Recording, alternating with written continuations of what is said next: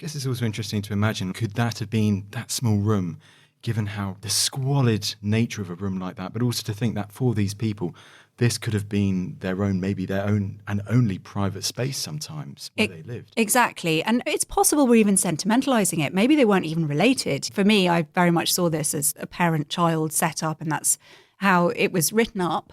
It is acknowledged this could have been not even a private space. Maybe these were just workmates who all had to bunk up together. But yes, it is possible that it is exactly as you say, and that's certainly how I liked to think about it, as a rare example of a private space. And it's interesting as well what you were saying about the squalid conditions, because this year some more enslaved people's quarters have been found.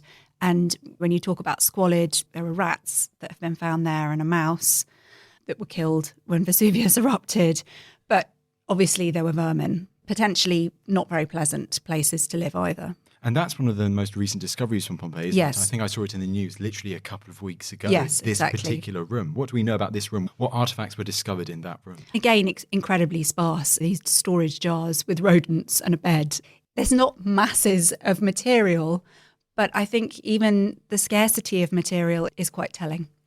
And alongside these bedrooms of what we assume belonged to these slaves who lived in these grand villas or elsewhere in and outside of Pompeii, what other sorts of rooms have been discovered from the archaeology that are associated with slaves from Pompeii?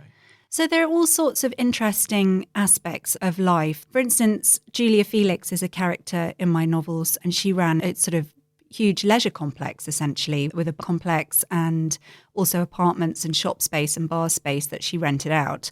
And she had, for this luxury complex, a whole service corridor around the back.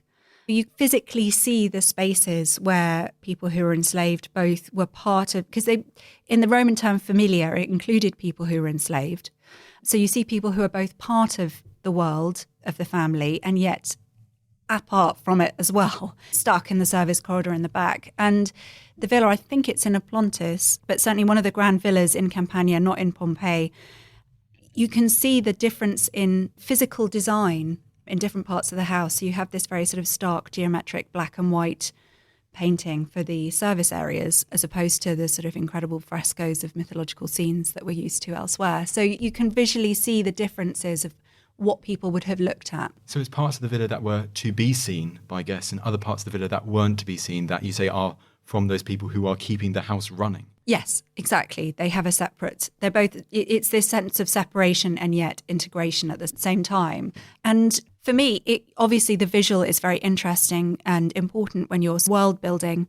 But for me, certainly as a fiction writer, I wanted to think about the psychological impact of what this tells us.